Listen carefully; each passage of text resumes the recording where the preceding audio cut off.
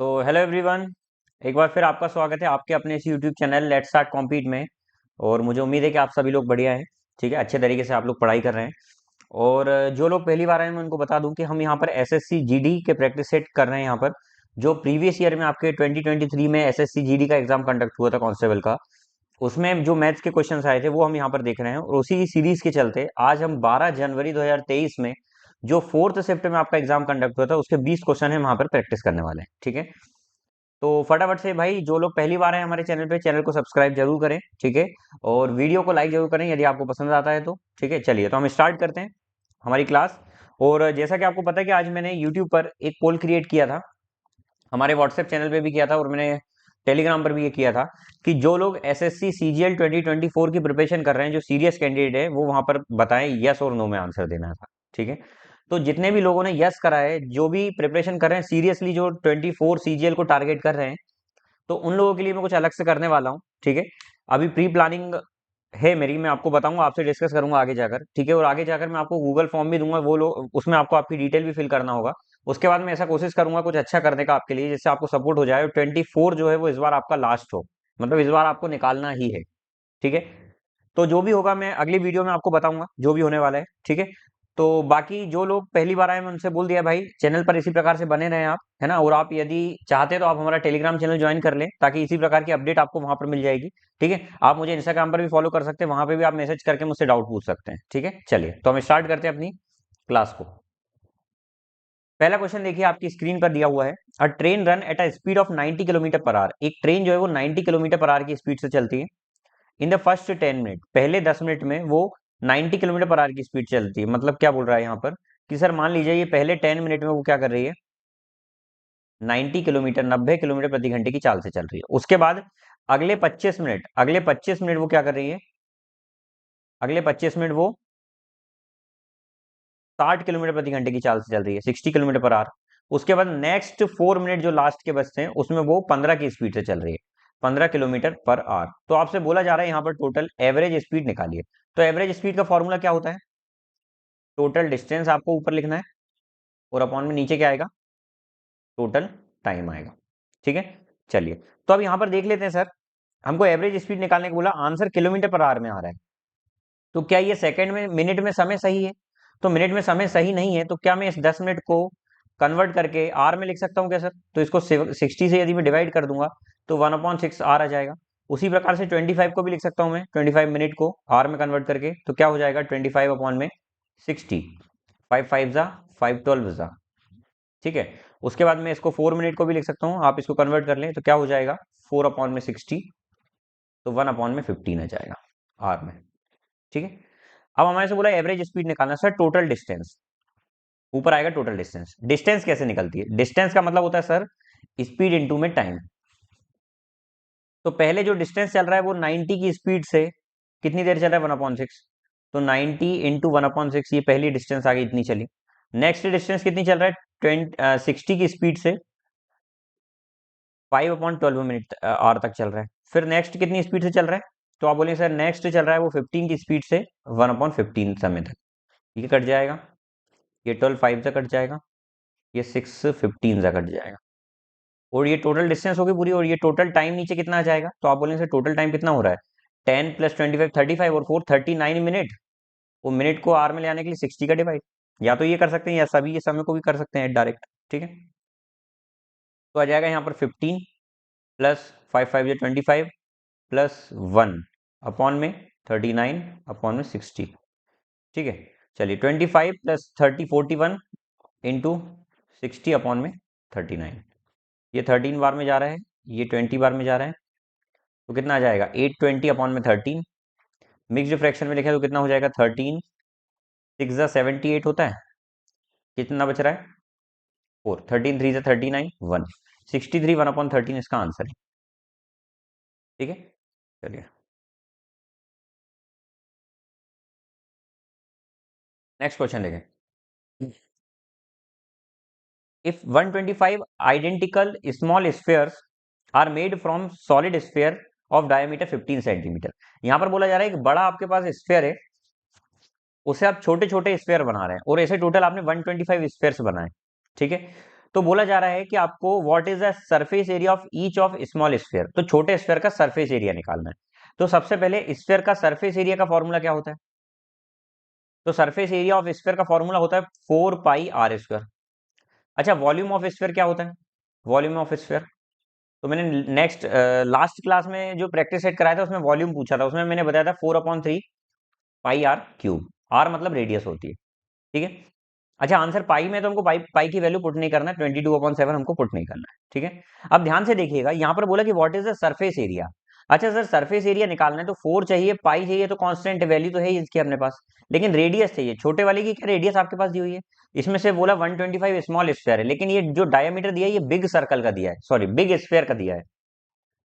तो बड़े वाले स्फीयर का जो डायमीटर है वो यदि 15 सेंटीमीटर है, तो उसकी जो रेडियस हो जाएगी वो कितनी हो जाएगी? 15/2 सेंटीमीटर, ठीक है। ये बड़े वाले स्फीयर की है। अच्छा, जो वॉल्यूम होगा ना, वॉल्यूम ऑफ 125 स्फीयर, जो छोटे 125 स्फीयर हैं, उनका जो घनत्व होगा, घनत्व मतलब वॉल्यूम मतलब उसमें कितना जो बोलते हैं ना कितना मास लगा हुआ है उसको बनने में, ठीक है, इतना मटेरियल लगा हुआ है, वो वॉल्यूम होता है। तो जो वॉल्यूम होगा 125 स्फीयर का, वो वॉल्यूम ऑफ बिग स्फीयर का होगा, उसके बराबर होगा। ये कंसेप्ट समझ में आ रहा है? बिग स्फीयर, क्योंकि इसको ही तो काट कर पूरा बनाया गया ना, तो वॉल्यूम बराबर होता है। तो 125 और हर एक का वॉल्यूम क्या होगा? तो आप बोलेंगे सर हर एक का वॉल्यूम होगा 4/3 पाई और स्मॉल r का क्यूब, ठीक है। उसी प्रकार से यहाँ पर वॉल्यूम ऑफ बिग क्यूब क्या हो जाएगा? 4/3 इंटू में पाई, और यहाँ पर रेडियस कितनी दी हुई है? 15/2, तो 15/2 का क्यूब। इतनी बात समझ में आई? चलिए, ये 4/3 पाई से 4/3 पाई कट गया, ठीक है। अब आ जाएगा 125 r³ इक्वल टू में 15, 15 तो 15 जा कितना हो जाएगा? तो 15 जा आप बोलेंगे 225, या डायरेक्ट आप लिख देना 15 × 15 × 15। क्यों? क्योंकि आगे जाकर जब कटना ही है तो लिखना क्यों है फिर इसको, ठीक है। इसको लिख सकते हैं क्योंकि ये नहीं कटेगा। 15 से इसको कट करेंगे तो ये कितने बार में जाएगा? आप 5 से कर सकते हैं। 5×2 = 10, 5×5 = 25, 5×3 = 15। फिर इसको काटेंगे 5×3 = 15, 5×5 = 25, फिर 5 से काटेंगे 5×3 = 15। क्या बात समझ में आ गई? चलिए, तो यहाँ से r³ कितना आ गया? तो सर आप बोलेंगे r³ आ गया 327/8, जिसको हम r की वैल्यू कितनी लिख सकते हैं? 3/2। रेडियस आ गई 3/2। यदि रेडियस 3/2 आ गई तो उसने बोला surface area of each small sphere, हर छोटे स्फीयर का सरफेस एरिया निकालना है। एक सेकंड, हर छोटे स्फीयर का सरफेस एरिया निकालना है।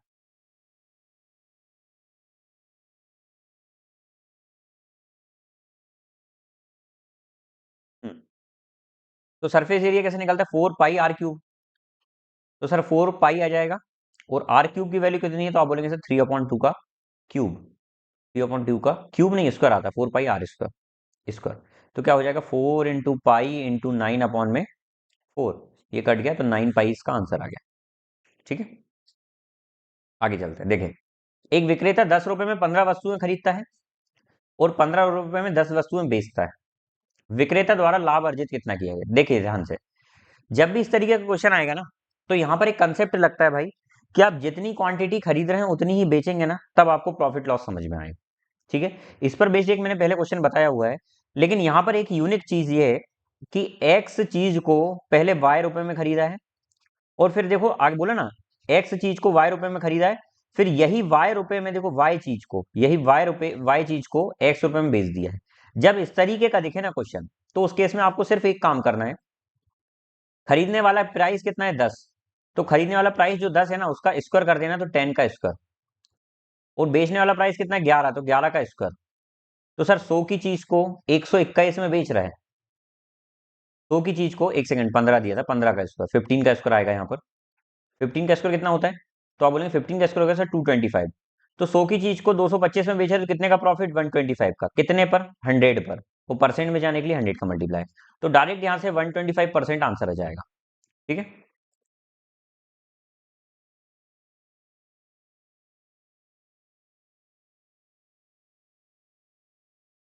अगला देखें।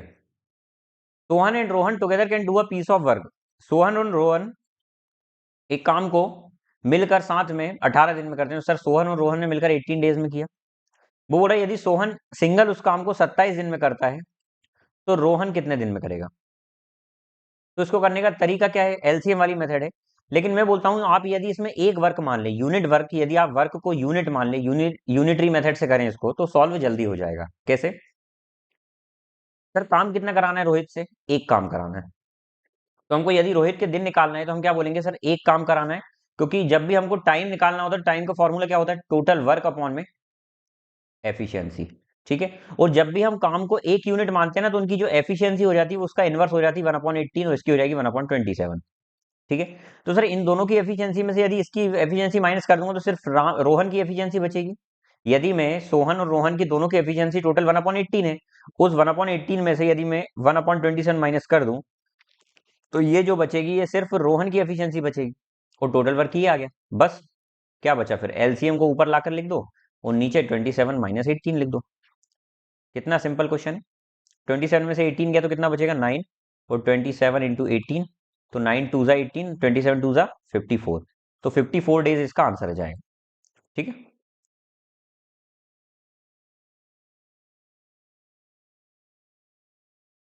A/B है 5/8, B/C इतना है, ABC निकालना है आपको। देखो A/B दिया हुआ है आपको 5/8, B/C दिया हुआ है आपको 4/7। यहाँ पर क्या कंसेप्ट यूज होता है कि सर यहाँ पर जो B की वैल्यू दी हुई है ना वो 8 दी हुई है, लेकिन यहाँ पर B की वैल्यू कितनी है, 4। तो इन दोनों वैल्यू को सेम बनाना पड़ेगा। तो सेम बनाने के दो तरीके हैं, या तो आपको दिख जाए तो डायरेक्ट सेम बना लो, और नहीं तो सिंपल सा काम है एलसीएम ले लो दोनों। ठीक है। तो आप बोलेंगे सर दिख तो रहा है हमको यहाँ पर डायरेक्ट, यदि इस 4 को मैं 8 बना सकता हूँ तो बहुत अच्छी बात है, इस पूरे में 2 का मल्टीप्लाई कर देते हैं, तो ये रेशियो तो सर 5/8 ही रहेगा। लेकिन ये रेशियो क्या हो जाएगा बीसी का, तो आप बोलेंगे बीसी का रेशियो हो जाएगा 8/14। बस बी भी सेम हो गई यहाँ पे, बी भी सेम, वो वाली बी भी सेम नहीं बोल रहा हूँ। तो यहाँ पर बी भी सेम हो गया, बी फॉर बॉल। तो यहाँ से ए बी सी का रेशियो क्या आ जाएगा, तो आप बोलेंगे सर ए बी सी का रेशियो आ जाएगा 5/8 और रेशियो 14। ये आ गया आपका 5/8/14। ठीक है। The average of first 4 prime number that are odd is, प्रथम चार विषम अभाज्य संख्या का औसत कितना होगा, प्रथम चार अभाज्य संख्या का विषम अभाज्य संख्या का औसत कितना होगा। सबसे पहले तो अभाज्य संख्या क्या होती है, सर प्राइम नंबर क्या होते हैं। देखिए प्राइम नंबर ऐसे नंबर होते हैं जिन जो सिर्फ दो संख्या से डिवाइड होते हैं, सिर्फ दो नंबर से डिवाइड होंगे, एक तो वो खुद से, एक तो इटसेल्फ, और एक वन, ये दो इसके फैक्टर होते हैं। डिवाइड होने वाले जिससे वो डिवाइड होते हैं उसको हम फैक्टर के नाम से जानते हैं। फॉर एग्जाम्पल चार किस किस से डिवाइड होता है, तो आप बोलेंगे सर चार वन से भी डिवाइड होगा, टू से भी डिवाइड होगा, फोर से भी होगा। इसके तीन फैक्टर आ गए, इसके कितने फैक्टर आ गए, तीन फैक्टर। तो ये प्राइम नहीं है। ठीक है। अच्छा मैं बात करता हूँ वन क्या है सर, तो वन एक वन से खुद से डिवाइड होगा, और दूसरा वन तो वो खुद ही होता है, तो यहाँ पर इसका सिर्फ एक ही फैक्टर है, तो भैया ये भी प्राइम नहीं है। तो वन एक प्राइम नंबर नहीं है, ना तो वन प्राइम नंबर है ना कंपोजिट नंबर है, क्योंकि जो प्राइम होते हैं उसके अलावा जो बच जाते हैं, जो दो से ज्यादा फैक्टर होते हैं ना, वो कंपोजिट होते हैं, लेकिन वन इज नेवर प्राइम। ठीक है। Neither prime nor nor composite. उसके बाद यदि मैं दो की बात करूं तो सर दो वन से भी डिवाइड होगा, टू से भी डिवाइड होगा, तो इसके कितने फैक्टर हैं, तो आप बोलेंगे सर इसके दो फैक्टर हैं। तो दो फैक्टर हैं, तो इसको मैं किस नाम से जानूंगा, प्राइम नंबर के नाम से जानूंगा। तीन की बात करता हूँ सर, तीन भी देखो, तीन का एक फैक्टर ये है और दो है, तो इसके भी दो ही फैक्टर हैं, तो ये भी एक प्राइम नंबर है। लेकिन हमारे से बोला है कि आपको पहले चार प्राइम नंबर का औसत निकालना है जो कि ऑड है। तो सर ऑड होने वाला सबसे पहला नंबर कौन सा है, एक तो तीन है, फिर दूसरा एक पांच है, फिर एक सात है, और एक 11 है। ये चार है, इनका औसत निकालना है, तो बस प्लस करके इनको डिवाइडेड बाय चार कर देंगे, चार नंबर का औसत है। तो 11 7 18, 18 और 5 23, और 26 अपॉन में 4, तो आंसर आ जाएगा 6.5। ठीक है। चलिए ये क्वेश्चन यहीं पर सॉल्व करते हैं। सबसे पहले तो अंदर वाला ब्रैकेट सॉल्व करेंगे, इसके अंदर सबसे अंदर ब्रैकेट ये है। तो ये 9 में से 8 माइनस करा तो 1 बचा, प्लस का 1, 56 में 1 करा तो कितना हो गया, 57। अब देखो ये ब्रैकेट बाहर लगा हुआ है, तो पहले इनको नहीं जोड़ना है, हमको ये ब्रैकेट को सॉल्व करना पहले। 57 और 42 को ऐड किया तो कितना हो जाएगा, तो आप बोलेंगे 99, और इनटू में चल रहा है 1/9 बाहर, पहले इनको सॉल्व करना पड़ेगा। तो ये कितने बार में चले आएगा, 11 बार में, प्लस बच रहा है 108 ये वाला, तो ये कितना हो जाएगा, 109 119 हो जाएगा, और माइनस में यहाँ 197 चल रहा है। चलिए तो अब इसको माइनस कर दें तो कितना हो जाएगा, 78। ये आपका आंसर रहा। ठीक है। चलिए अगला क्वेश्चन देखें, नेक्स्ट क्वेश्चन देखें।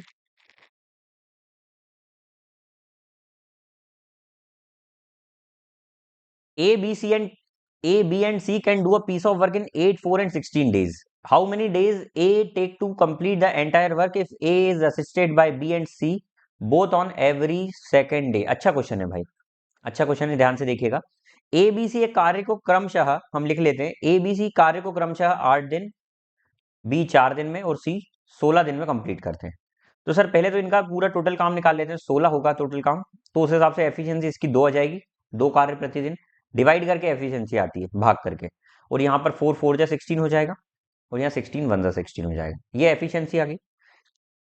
बोला है how many days A take to complete the entire work, यदि ए असिस्ट किया जाता है, मतलब ए को हर दूसरे दिन बी और सी द्वारा सहायता मिलती है, ए को हर दूसरे दिन, मतलब पहले दिन तो ए अकेला करता है, फिर दूसरे दिन ए को बी और सी की सहायता मिल जाती है, फिर अगले दिन ए अकेला करता है, फिर अगले दिन उसको ए को फिर बी और सी की सहायता मिल जाती है, इस तरीके से ये कार्य चलता जाता है। क्या बात समझ में आ रही है?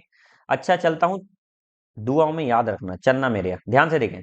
तो सर यहाँ पर हम देख रहे हैं कि 2 दिन का केस क्या बन रहा है। टोटल 2 दिन की यदि मैं बात करूं तो ये जो ए है इसकी क्षमता है 2, तो पहले दिन ए 2 काम कर रहा है, दूसरे दिन तीनों मिलकर कर रहे हैं ना, 2 4 6 और 1 7, दूसरे दिन 7 काम हो रहा है। तो टोटल सर 2 दिनों की यदि मैं बात करूं 2 डेज में, तो 2 डेज में टोटल 7 और 2 9 काम कंप्लीट हो रहा है। तो हमको तो 16 काम कंप्लीट करना है सर। तो एक बात बताइए, 2 दिन में इतना काम हुआ, अब तीसरे दिन फिर कौन करेगा? तो आप बोलेंगे सर तीसरे दिन फिर कौन आ जाएगा? ए आ जाएगा। तो तीसरे दिन ए आ जाएगा, 2 काम फिर लेकर, तो टोटल 11 काम कंप्लीट हो जाएगा। तो सर 3 दिन में 11 काम कंप्लीट हो चुका, 3 दिन में 11 काम कंप्लीट हो चुका। लेकिन अब हमको कितना काम कंप्लीट कराना है सर? 11 काम तो हो गए, हमको तो 16 कार्य कराना है, तो अभी कितना काम बचा है? 5 काम बचा हुआ है। अच्छा इस 5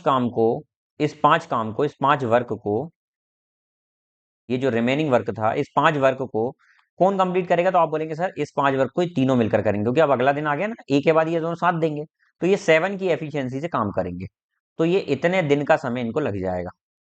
ठीक है, तो सर पहले तो 3 दिन तो लग ही गए इनको, अब अगला एक्स्ट्रा में 5/7 डेज और लग जाएगा। बस इसको एलसीएम लेकर सॉल्व कर देते हैं, 7 7 3 जा 21 प्लस 5, तो कितना हो जाएगा? 26/7। यही इसका आंसर है। देखते हैं, which of the following number is not divisible by 16, इनमें से कौन सा नंबर 16 से डिवाइड नहीं होता है, ये पूछा है आपसे। तो आप बोलेंगे सर 16 का मतलब क्या होता है, 16 का मतलब क्या होता है? तो 16 का मतलब होता है 2 × 8 भी होता है 16 का मतलब। तो यदि कोई नंबर 8 से भी डिवाइड नहीं होगा तो वो भी 2 से नहीं होगा। या देखो 8 के अंदर 4 भी बैठा होता है, 4 2 जा 8, ये भी बना होता है, 4 भी बैठा होता है, तो आप 4 से भी चेक कर सकते हैं। देखो 2 से तो सभी कट रहे हैं, तो हम नहीं देख सकते, लेकिन 4 से तो चेक कर सकते हैं ना। 4 का डिविजिबिलिटी रूल क्या होता है? यदि लास्ट 2 डिजिट 4 से डिवाइड हो रही है किसी भी नंबर की, तो वो नंबर पूरा 4 से डिवाइड होगा। तो देखिए ये लास्ट 2 डिजिट यदि इसकी ध्यान से देखो ना, पहले वाले की, तो 26 4 से डिवाइड नहीं हो रहा, तो ये पहले ही नहीं कट रहा है। हमसे बोले कौन सा डिवाइड नहीं हो रहा है, तो पहला ही ऑप्शन जब दिख जाए ना, तो आगे के चेक नहीं करना है। आपको इतना कॉन्फिडेंस होना चाहिए भाई कि पहला ऑप्शन यदि आपको सही मिल जाए ना, आंसर में आ जाए, तो आपको आगे के चेक नहीं करना पड़े। हमारे साथ क्या होता है कि कई बार हमारा आंसर पहले वाला दिख जाता है हमको, लेकिन हम फिर भी चेक करते हैं, खुद पर विश्वास नहीं होता, हमको ऐसा लगता है कि हो सकता है कि नेक्स्ट वाला आंसर हमने गलती कर दी हो। तो इतनी प्रैक्टिस होना चाहिए भाई आपकी मैथ्स में, कि आपको पहला क्वेश्चन पहला टिक लगाने के बाद, ऑप्शन लगाने के बाद, ये कंफर्म हो जाए कि यही आंसर है हमारा। ठीक है, आगे देखते हैं। इन an election between two candidate, 2 उम्मीदवार के बीच में एक चुनाव में एक उम्मीदवार को कुल वैध मतों का 48% मत मिला है। मतलब 2 इलेक्शन हुए भैया, उसमें से पहले कैंडिडेट को, one candidate got 48% of total valid vote, उसको वैलिड वोट का 48% मिला, और 18% जो वोट है वो इनवैलिड हो गए। देखो हर बार क्या होता है ना, अवैध मत पहले ही बता दिए जाते हैं, लेकिन इस क्वेश्चन में घुमा दिया। क्या बोला उसने कि 2 उम्मीदवार के बीच में चुनाव हुआ, एक उम्मीदवार को कुल वैध मतों का 48% मिला है। अब ध्यान से सुनिएगा, सबसे पहले तो कुल वोट होते हैं, पहले तो टोटल वोट होते हैं भाई, कुल वोट होते हैं। उसके बाद भी क्या होता है, जब चुनाव होता है ना, तो उसमें 2 वोट निकल कर आते हैं। पहला होता है वैलिड वोट, जिसको हम वैध मत के नाम से जानते हैं, वैलिड वोट, और दूसरा होता है अवैध मत, जिनको हम इनवैलिड वोट के नाम से जानते हैं। कौन सा? इनवैलिड वोट के नाम से। तो इनवैलिड वोट क्या होते हैं भाई? कई बार आप डालने गए, आपने देखा कि 2 कैंडिडेट है उसमें, ठीक है, आपका मन हुआ कि सर हम दोनों को टिक लगा देते हैं, या हो सकता है कि आपने जो बटन प्रेस करी वो प्रॉपर नहीं हो पाई, या हम देखते हैं कि जो नॉर्मल पंचायत वाले जो गांव में हमारे सरपंच वाले चुनाव होते हैं, उसमें हम जो सील लगाते हैं, तो हो सकता है वो सील आपने इस तरीके से लगाई कि 2 लोगों के बीच में आ रही है, या कहीं गलत लगा दी। तो ऐसे जो मत होते हैं ना, ये अवैध मत माने जाते हैं। तो इनवैलिड मत हम टोटल वोट में से निकालते हैं, और उसके बाद जो बचते हैं वो वैलिड वोट होते हैं। क्या इतनी बात समझ में आई? तो सर यहाँ पर क्या बोला है कि 2 उम्मीदवार के बीच में चुनाव हो रहा है, जिसमें से कुल वैध मतों का 48% एक व्यक्ति को मिला, लेकिन 18% वो वोट अवैध थे। मतलब मैं मान लेता हूं कि यदि सर टोटल वोट मान लेते हैं हम कि 100% है टोटल, 100 क्या, मैं 1 मान के चलता हूं भाई, वन मतलब क्या? फ्रैक्शन। मैंने आपको परसेंटेज जब शुरुआत में पढ़ाया था ना, तब ये बताया था कि 100% मतलब फ्रैक्शन में वन होता है। तो वन से हम सॉल्व करते हैं। तो सर मान लेते हैं टोटल वोट वन है। अब वन में से क्या हुआ ना कि 18% तो अवैध हो गए सर। 18% क्या होगा? इनवैलिड हो गए। तो अब मुझे बताओ कि वैलिड वोट कितने बचे? तो आप बोलेंगे सर 82% जो है ना वो वैलिड वोट है। कौन से वोट है? वैलिड वोट है। अब इन वैलिड वोट में से क्या हो रहा है ना, 82% में से, इन 82% में से हमको टोटल वोट दिया हुआ है, देखो 17,500, मतलब एक की वैल्यू दी हुई है कितनी? 17,500। हमारे से पूछा है कि what was the number of vote valid vote the other candidate got. देखो पहले total votes 18% of the valid votes in, देखो क्या बोला गया है कि एक कैंडिडेट को 48% मिला हुआ है। मतलब एक व्यक्ति जो है ना, पहले वाले व्यक्ति को, उसको 48% मिला, लेकिन किसका? इसका, वैलिड वोट का। तो हम बोलेंगे सर यहाँ पर इसको वैलिड वोट का 48% मिला है। तो मुझे बताओ ये व्यक्ति को कितना मिला होगा? तो सर इस व्यक्ति को, दूसरे वाले व्यक्ति को, हमारे से यही तो पूछा है, दूसरे वाले व्यक्ति को वैलिड वोट का 52% मत मिला है। हमारे से क्या पूछा है? What was the other candidate got, कितने वैलिड वोट का कितना परसेंट मिला उसको? सर 52% मिला है। तो सर मुझे तो यहाँ पर एक आंसर दिख रहा है, आपको दिख पा रहा है या नहीं आई डोंट नो, बट मुझे दिख रहा है आंसर ये दोनों तो होगा नहीं। क्यों नहीं होगा मैं बताता हूँ, देखिए। सर यहाँ पर 52% है। 52 का मतलब क्या होता है? 13 का मल्टीपल होना चाहिए। चेक करते हैं हम 13 का मल्टीपल है या नहीं। 13 6 78 होता है, ठीक है। 9 इधर गया, 13 7 91, ये 13 से डिवाइड हो ही नहीं रहा है भाई। ये देखो 13 5 जो 65, 10 इधर जाएगा 101, 13 7 91 डन, एक जो ये भी नहीं हो रहा है डिवाइड 13 से, 13 1 13, 13 1 13, ये भी नहीं हो रहा है डिवाइड। ये देखिए 13 5 जो 65, 9, 13 7 91, 5 बचा, 13 4 जो 52, सिर्फ एक ही नंबर 13 से डिवाइड हो रहा है। तो देखो 52% निकालना है, 52% का मतलब होता है 13 × 4, तो सर 13 का मल्टीपल एक ही ऑप्शन था और यही आंसर है हमारा। क्या बात समझ में आ गई? तो ये तरीका होता है ऑप्शन से करने का, लेकिन मैं पूरा करके बताऊंगा। सर वैलिड वोट कितने? तो आप बोलेंगे सर वैलिड वोट है 82%। तो सर वन टोटल वोट था ना, उसका 82% आपका वैलिड वोट था, और उसका भी आपको 52% वोट मिला। तो हमको यही निकालना है भैया। और ये वन की वैल्यू कितनी दी हुई है? तो आप बोलेंगे सर वन की वैल्यू 17,500 दी हुई है।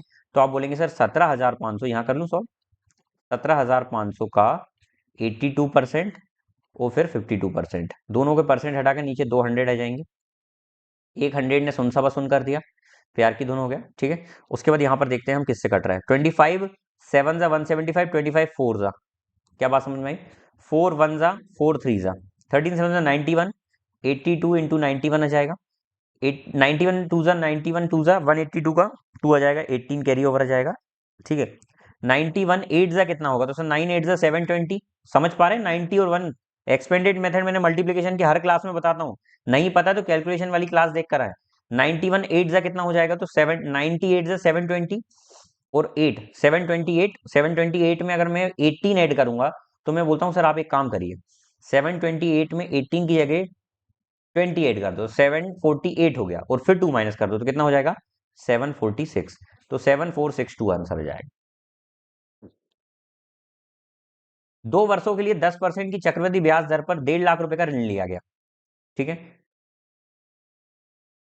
2 वर्षों के लिए, और उसको दो इक्वली इंस्टॉलमेंट में पे किया जा रहा है हर साल के एंड में। तो भैया सीआई का इंस्टॉलमेंट निकालने का तरीका मैंने बताया हुआ है आपको। सीआई में इंस्टॉलमेंट निकालने का तरीका बताया हुआ है। रेट परसेंट कितना है? 10%। 10% का मतलब होता है सर 1/10, मतलब राशि पहले साल की जो है वो 10 से 11 हो गई होगी, और अगले साल की 10 के स्क्वायर से 11 का स्क्वायर हो गई होगी। लेकिन बात यह है कि सर इनको जो हम नाम से जानते हैं ना, ये होती है इंस्टॉलमेंट। क्या होती है? और ये जो टोटल आता है ना इनका ऐड करके, वो आता है सम। तो आप बोलेंगे सर इंस्टॉलमेंट ये है 11 का स्क्वायर, ये है 11, तो ये तो गलत बात है। तो इन दोनों को सेम बनाने के लिए हम क्या करते हैं ना, कि दोनों इंस्टॉलमेंट को सेम बनाया जाता है। तो आप क्या बोलेंगे सर, दोनों इंस्टॉलमेंट को यदि सेम बनाना है, तो यहाँ पर 11 का स्क्वायर है ना, तो एक 11 का मल्टीपल ऊपर भी कर देंगे, तो क्या हो जाएगा यहाँ पर? 11 10 110, रेशियो 121, और नीचे तो वही चल रहा है 10 का स्क्वायर 100, और ये हो जाएगा 121। तो 121 आपकी किस्त आएगी। क्या बात समझ में आ गई? आपसे पूछा है एनुअल इंस्टॉलमेंट, तो 121 की वैल्यू निकालना है। अच्छा टोटल प्रिंसिपल कितना है? तो आप बोलेंगे प्रिंसिपल है 110 प्लस 100, तो 210 है, और उसी की वैल्यू कितनी दी हुई है? 1,50,000, 1,50,000 निकालना है। कितने की वैल्यू? 121 की वैल्यू निकालना है, ठीक है। तो यहाँ पर सॉल्व कर रहा हूँ, देखिएगा ध्यान से। तो सर यहाँ पर आ जाएगा कि 210 की वैल्यू कितनी है? यहाँ पर 1,50,000, और हमको निकालना कितने की वैल्यू है? 121 की वैल्यू निकालना है। ये तो क्या हो जाएगा सर, 1,50,000 अपॉन में 210 इंटू में जाएगा 121।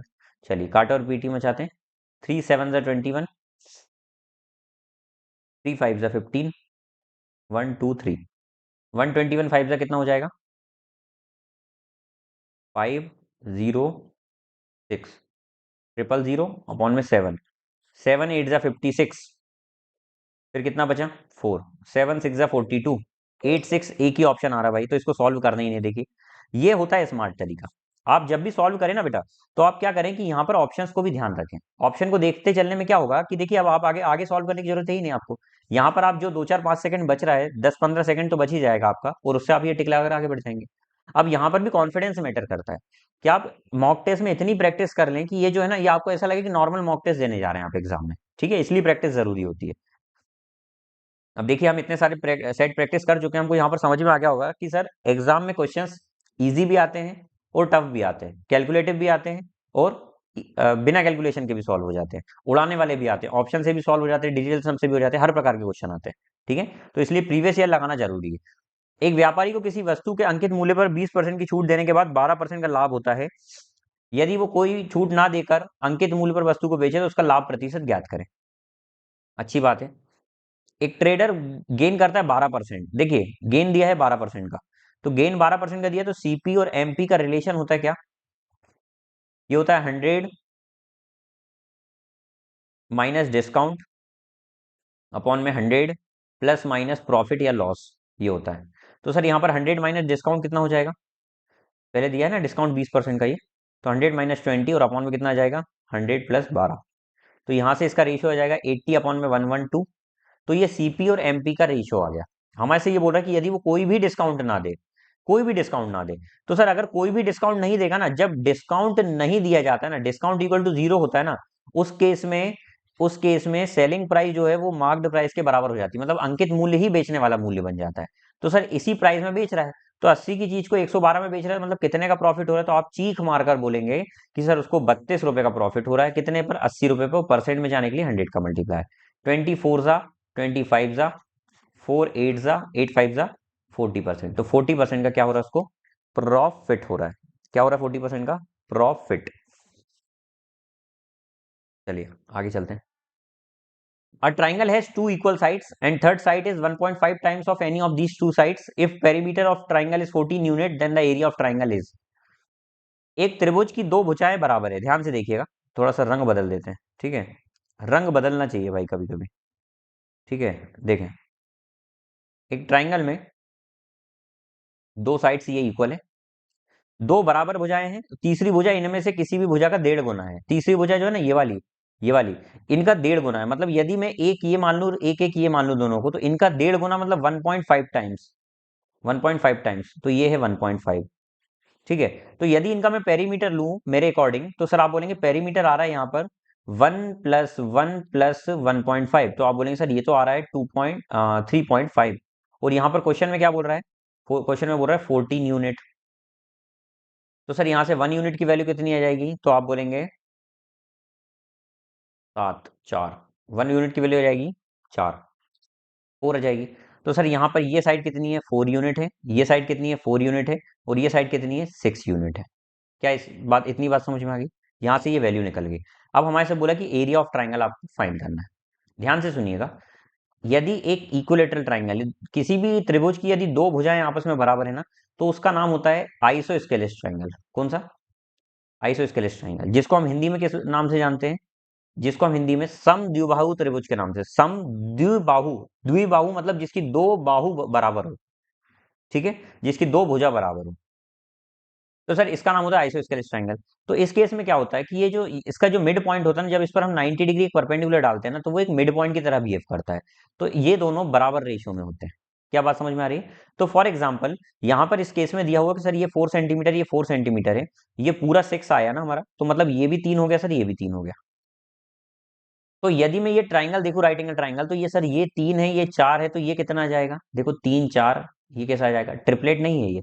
तो ये सर पाइथागोरस थ्योरम यदि इसमें मैं लगा दूं, तो पाइथागोरस थ्योरम के अकॉर्डिंग सर ये 3 है, ये 4 है, तो ये निकलेगा कैसे, तो आप बोलेंगे सर ये आ जाएगा 4 का स्क्वायर माइनस 3 का स्क्वायर, तो कितना हो जाएगा √7। ठीक है। तो यहाँ से हमारी जो हाइट होगी वो √7 आ जाएगी। तो यदि इसका एरिया निकालना है तो वो क्या हो जाएगा, हाफ बेस इंटू हाइट होता है, हाफ बेस इंटू हाइट होता है। तो हाफ आ जाएगा, बेस कितना दिया हुआ सर, तो बेस है 6 सेंटीमीटर, और हाइट कितना है, तो √7। तो ये 2 से कट जाएगा 3 बार, तो आंसर आएगा 3√7।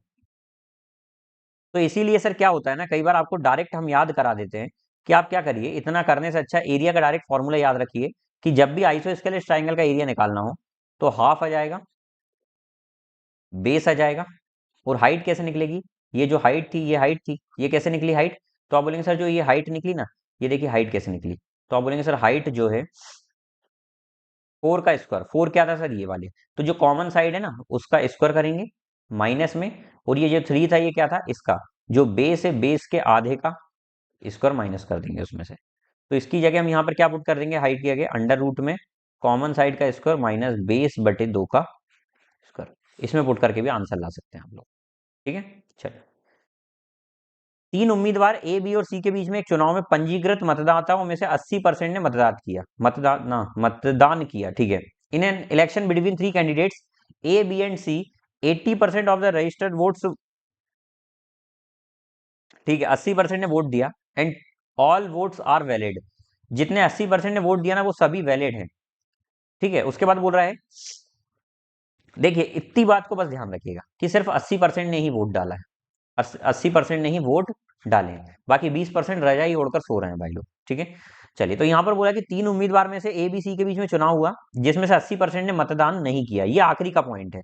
अब बोला गया कि उम्मीदवार बी को ए से 50% कम वोट मिले। तो सबसे पहले तीनों उम्मीदवार को खड़े कर लो सर। वो बोल रहा है बी को ए से 50% कम मिले, बी को ए से 50% कम मिले, तो मतलब क्या हुआ सर कि यदि इसको 100% मिल रहा है, मान लो इसको 2 मिल रहा है तो इसको 1 ही मिल रहा है, 50% का मतलब आधा मिलना, तो इनका रेशियो आ गया 2:1। अब आगे बोला है कि and difference between number of voter secured by B and C is 1000। B और सी के बीच में जो डिफरेंस है वो 10,000 का है। कितने का है, 10,000 का डिफरेंस है, ये डिफरेंस है। उसके बाद क्या बोला, बी को 10% ज्यादा वोट मिलते हैं सी से, बी को सी से 10% ज्यादा मिलने का मतलब 10% का मतलब क्या होता है, 1/10। तो बी को सी से ज्यादा मिले मतलब ये 10 मिला तो इसको कितने मिले, 11। रेशियो सेम बनाना सर, ये देखो ये 11 है ये 1 है, तो इस 11 का मल्टीप्लाई इस पूरे में हो जाएगा, और इस 1 का मल्टीप्लाई इस पूरे में हो जाएगा। तो सर 11 दूनी 22, रेशियो 11, रेशियो 1 का मल्टीप्लाई से कोई फर्क नहीं पड़ेगा, तो ये रेशियो आ गया तीनों का। अब सर देखिए ये डिफरेंस दिया हुआ था 10,000, इनके बीच का डिफरेंस कितना है, 1। तो 1 की वैल्यू दी हुई है 10,000। क्या निकालने का बोला आपसे कि then the number of vote registers on voting list, तो टोटल वोटिंग लिस्ट में कितने वोट रजिस्टर्ड थे। एक बात बताइए, पहले तो आप तीनों के वोट निकालिए जो तीनों को मिले। ठीक है, क्योंकि यही तो 80% वोट होंगे, तो आप बोलेंगे 22 और 1 33 और 10 43, तो 43 की वैल्यू कितनी हो जाएगी, तो आप बोलेंगे 43, 1 2 3 4, 4,30,000 हो जाएगा। लेकिन ये कहीं ना कहीं आप देखें ना 80% वोट ही तो है ना, मैंने आपको स्टार्टिंग में बताया था कि 80% वोट तो डले हैं, लेकिन उसमें पूछा कि रजिस्टर्ड वोटर्स कितने हैं।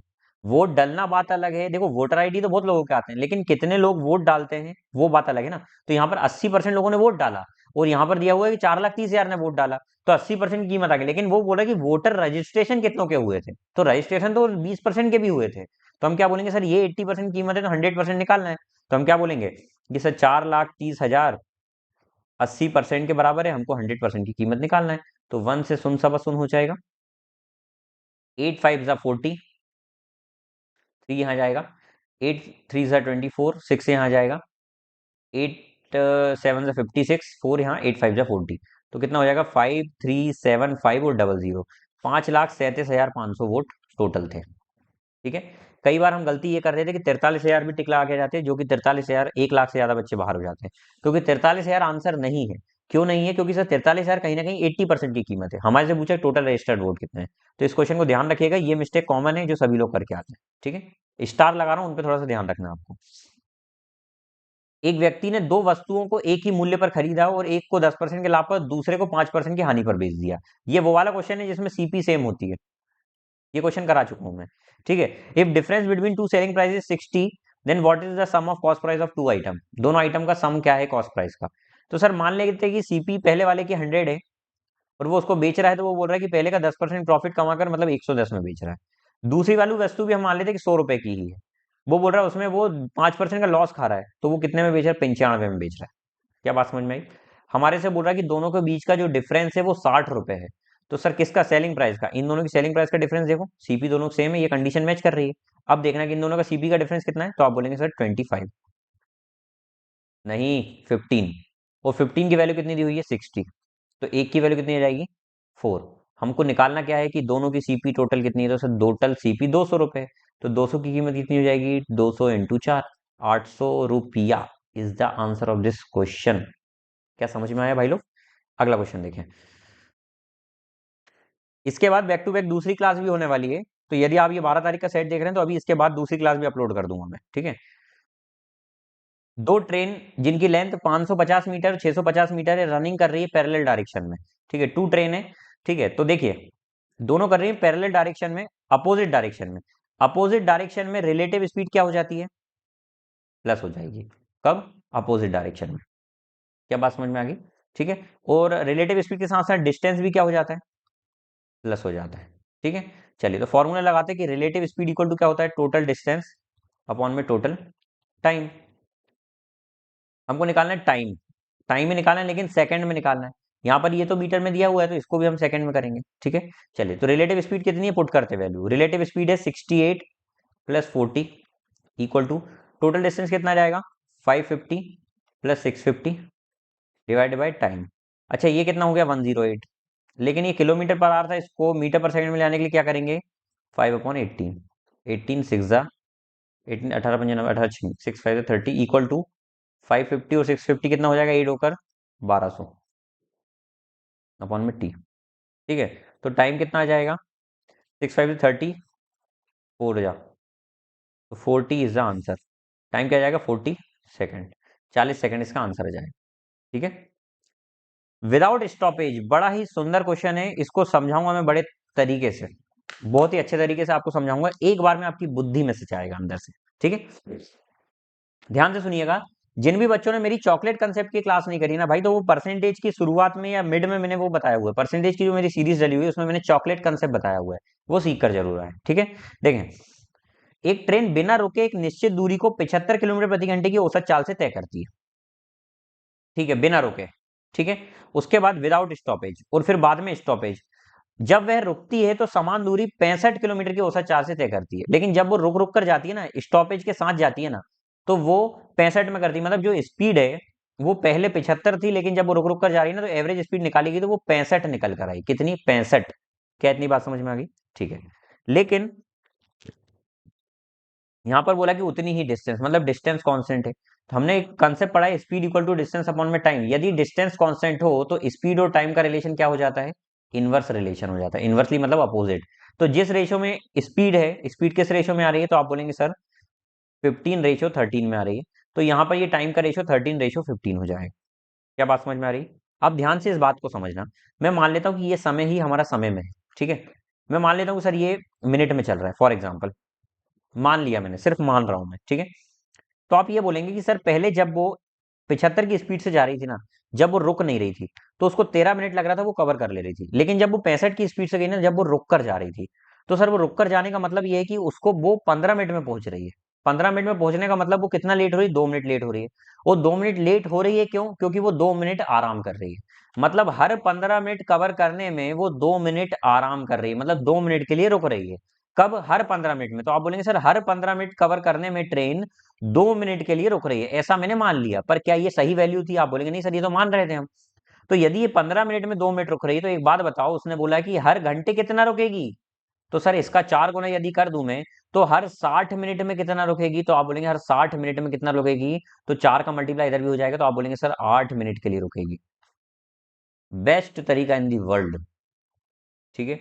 चलिए तो ये सुंदर क्वेश्चन था भाई। अब आगे देखते हैं।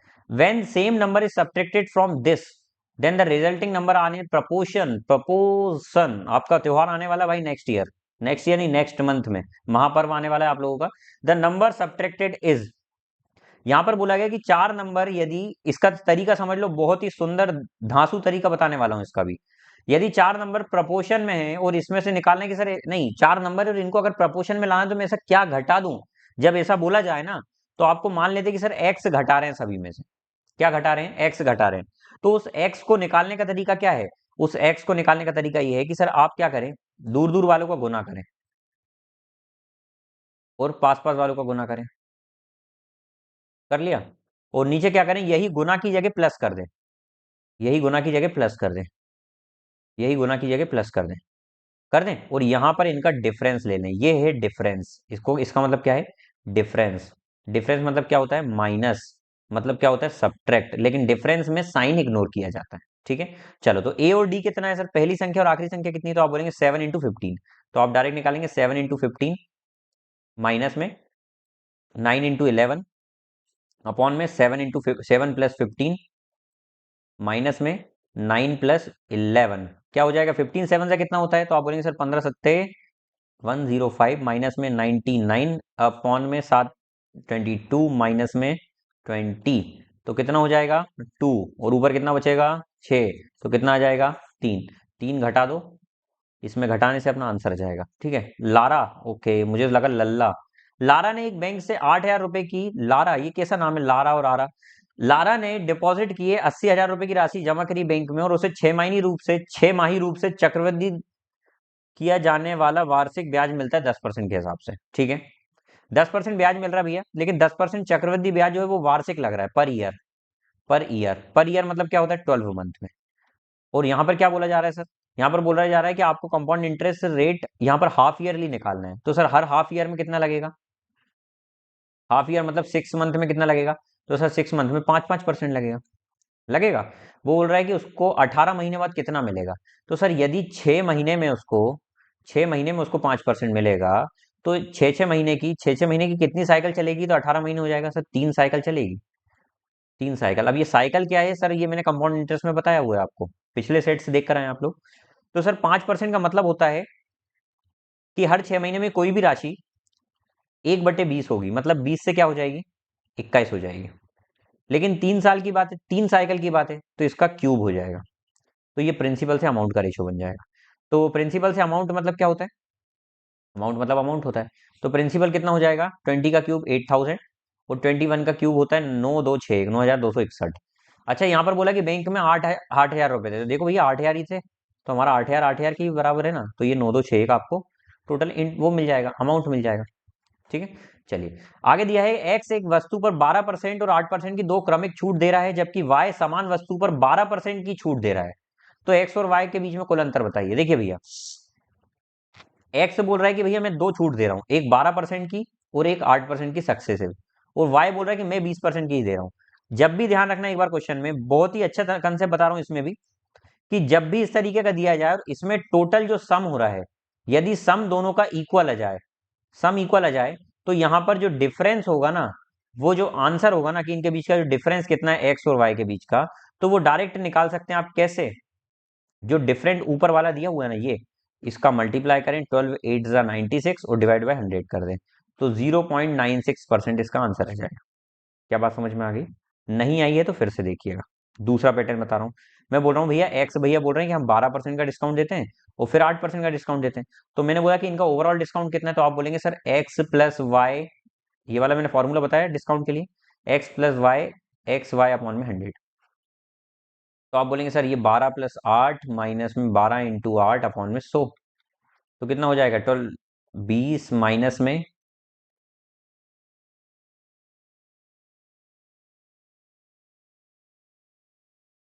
96 अपॉन में, ठीक है ये आ जाएगा, इतना परसेंट आ जाएगा।